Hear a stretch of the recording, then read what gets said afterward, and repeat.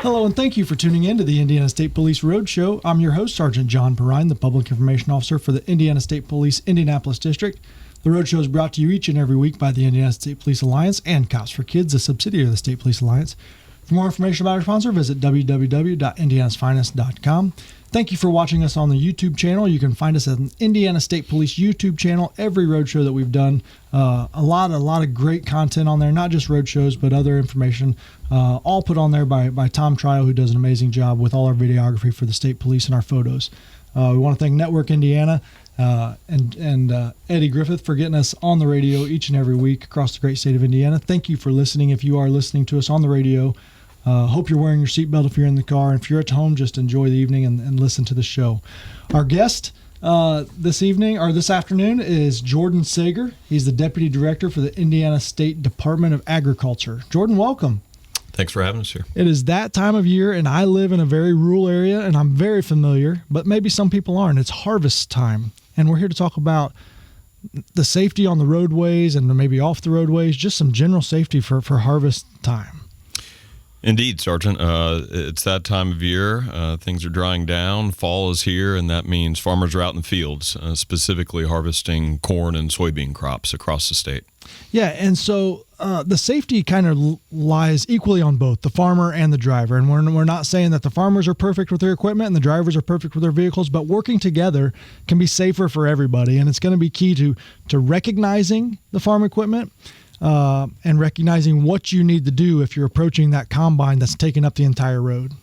That's absolutely right. As many of your listeners probably know, farm equipment is large. It seems to get bigger every year. Indeed. Large, and the weather windows are small. When the crop's ready to get harvested, the ground's dry, farmers get after it and can often go into day and night field work.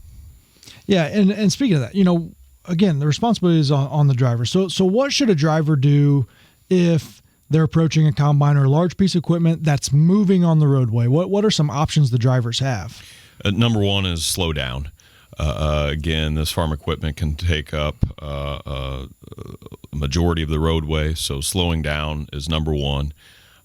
Farmers will definitely pull over if given the right amount of space, and can't always see everything around them. So understanding that if they're in a large combine, if they're in a large semi or grain cart or tractor, they can't always see all around them like a person in a car. So number one rule would be slow down. Yeah, and again, patience is going to be the key. If the sooner you can start making a decision on what you can do, the farmer is going to make a decision on what they can do, allow each of you to get out of each other's way. Now, one thing I like to tell people, and especially being from rural areas, think about the work that it takes for that farmer to stop that combine out of the road, maybe where there is or is not room. Maybe it's easier for you just to pull off into a driveway or to a pullover and let that combine pass. And maybe it's safer for everybody for that to happen. If it is safe for an automobile to be able to pull over, they can likely pull over in a spot, in a smaller spot than what a large combine or a large tractor can. So definitely an option if safe to do so, and allow that farmer to pass and get on with their day and eventually get in the field and get off the road. Yeah. Farmers want to be in the field as much as possible and on the road as little as possible. Yeah, and that's for sure. And, it seems like every year we see the tragic aftermath of a crash involving some sort of farm equipment and a vehicle, and a lot of times it comes down to speed. People are going too fast, and so we're just asking folks to slow down, especially in those rural areas where over the next hill or around the next curve could be a large piece of slow-moving farm equipment. That's absolutely right. Number one rule, slow down, and you make a great point about blind hillsides, blind turns, areas with low visibility. Just to be aware and be proactive that there could be a large piece of equipment taking up, a large portion of the road on the other side of that hill, especially when you're in farm country. Yeah, and on the other side of that, there's probably some farmers listening to this show as well, and we certainly understand their urgency to get from one field to the other, especially when the weather's coming or the weather's perfect or whatever it may be. But certainly it takes some of their responsibility to make the road safe as well. Absolutely. It's a two-sided deal here when you're on the roads. Farmers are required to have a slow-moving yield sign on all their equipment. So that's number one. They will often have flashing lights and flashers, not all the time, but often, and definitely two parts of their responsibility. In many cases, farmers have to break down their equipment to make it more roadworthy. Yeah. Specific to a combine, you might see that they take their header or combine head off, and it's typically traveling on a trailer with a pickup truck. And before or after that combine, and that would be another point to make, is if you see maybe a truck with its flashers on, hazard lights on, likely there may be a large piece of equipment behind that truck. Yeah. That truck is serving as an escort. So when you see those flashers, hazard lights on, just a regular car or pickup truck, slow down, because likely there's another large vehicle coming right up behind it. Yeah, and another clue that you might have that there's farm equipment close is the look for the trail. I mean, when a combine is cutting corn or beans and they pull out on the road, a lot of that debris falls onto the road, but it doesn't stay there long. The wind blows the corn stalks and things off right away. So if you're seeing fresh debris from a combine on the road, there's probably a combine close by. That's correct. And sometimes, especially in dry conditions, you might see a little dust.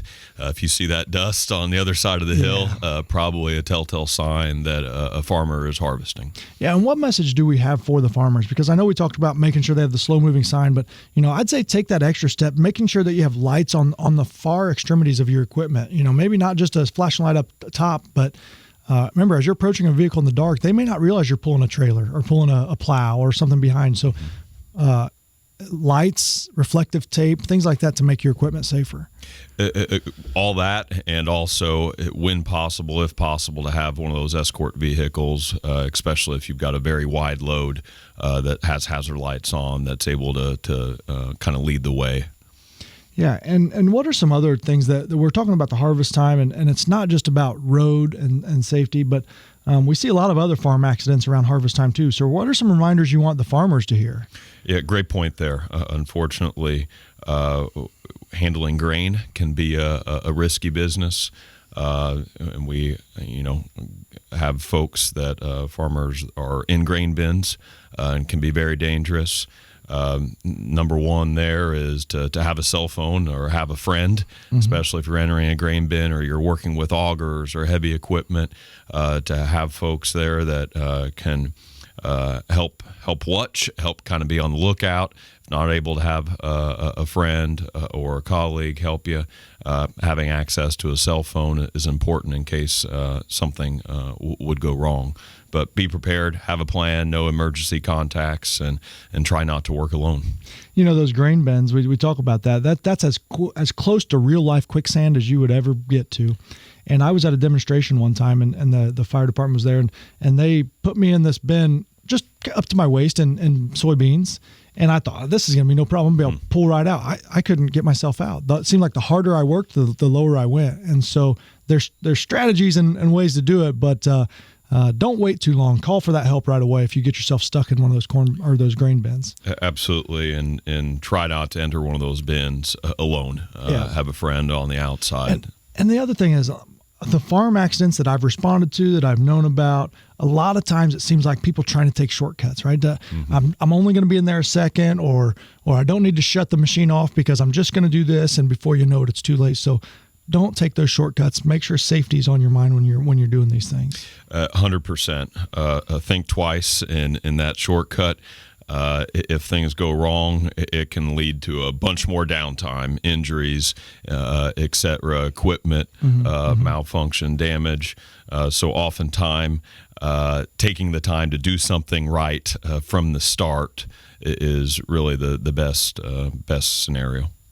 Yeah, and so again, harvest safety is more about everybody, but it's just that time of year when you can just feel the change in the air, but you've got to expect that equipment out there. The other thing I would ask farmers to do, and I see this sometimes, is when you're parking your equipment alongside the road, your semis, your grain wagons, whatever it may be, try to think about where you're putting those. Don't put them around a curve or at the bottom of a hill. And maybe put some reflective triangles out or some flashing lights or something that people are going to notice, because I've worked too many crashes where somebody runs into a parked grain truck on the side of a county road. That's a great point, Sergeant, that a lot of times there is a fleet of semis that are taking that grain from the combine or from the grain cart in the field, taking into bins. Oftentimes those semis have to be staged at the edge of fields where there isn't very much space. It may be muddy and very difficult parking those spaces, but I think your point is well said that be strategic, be smart when you're staging those semis and other equipment, to be mindful of those folks on the road. And if you live or work in an urban area, that doesn't mean you're immune from this farm equipment being on the road, because as our urban areas expand, there are still pockets of rural farm ground inside of these cities that these farmers have to get their equipment to. And most oftentimes, the only way they can get that equipment there is driving it on the road. That's absolutely right. I have some friends that farm near Brownsburg, a pretty urban area around here, and their job is made that much more difficult given the high traffic areas that they have to navigate. Oftentimes, they try to get out maybe a little earlier, kind of beat rush hour before and after. But absolutely, urban areas see this farm traffic as well. Yeah, and again, the reminder here is just to expect it. We always want people driving carefully, slowing down, putting on their seatbelts. But some people just aren't quite familiar with what to do. You know, if you come up behind a combine that's going the same direction, that farmer knows you're back there, but maybe he can't pull over because there's a fence or a deep ditch. He's going to look, or he or she are going to look for an opportunity to pull over, but just be patient. It may take a couple of minutes. Don't unsafely pass that and put yourself in danger, put the combine driver in danger, and oncoming traffic as well. That's right. Be patient. Take your time if possible. You know, try to leave a little earlier, and that you would meet some of those folks. Then we'd have some time.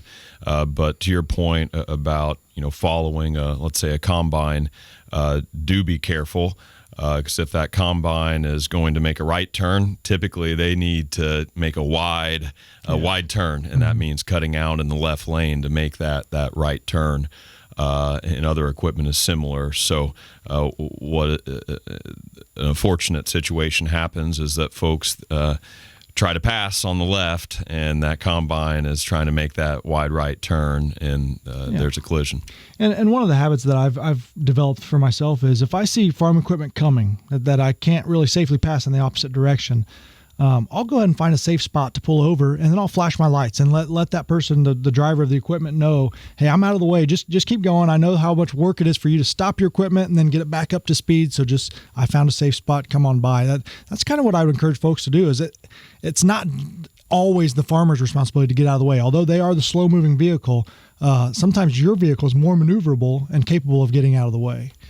When we can be courteous, farmers definitely appreciate that and can get back out in the fields. Yeah, and again, so they're trying as hard as they can. I have family members that are farmers, and I know how stressful it can be, especially when we start dealing with weather. They get themselves in a hurry. But I'm asking the farmers out there to slow down just a little. Instead of getting in a hurry and saying, hey, I don't need to break my combine down, I'm only going a mile up the road. That decision could be catastrophic if you meet another car coming the other direction over a hill crest. That's where that escort vehicle could come in. You know, have those escort vehicles out in front, cresting the hills, warning on a CB or a walkie-talkie of potential hazards, and just, you know, head on a swivel and don't get complacent. All good advice. Yeah, so we want to thank you for coming in, Jordan. Is there any resources that folks have? Can they go online to get more information if they want to steer somebody to some of this harvest safety tips? Absolutely. So the Department of Agriculture has partnered with the state police and some other state agencies, and we've got some helpful tips and tricks, even a video at isda.in.gov, isda.in.gov, to see more tips on how to be safe on the roads, whether you're a motorist or you're a farmer or you're both. And would just make the point that we're only about 10% harvested right now, so we're right at the beginning of harvest season in Indiana. Yeah, and safety is everybody's responsibility, and the first key to safety is patience. We all get in a hurry in our day-to-day, and we meet these obstacles that we see as an inconvenience, and that obstacle may be a piece of farm equipment. We have to understand that they're trying to put food on the table for their family. They're trying to put food on your table for your family. So let's all work together to make our roads safer. wear your seatbelt. Most importantly, expect that farm equipment, especially in the rural areas, but they can also be in the urban areas. I want to thank my guest, Jordan Sager, the Deputy Director of the Indiana State Department of Agriculture. For more information, you can visit their website. Everybody buckle up and be safe.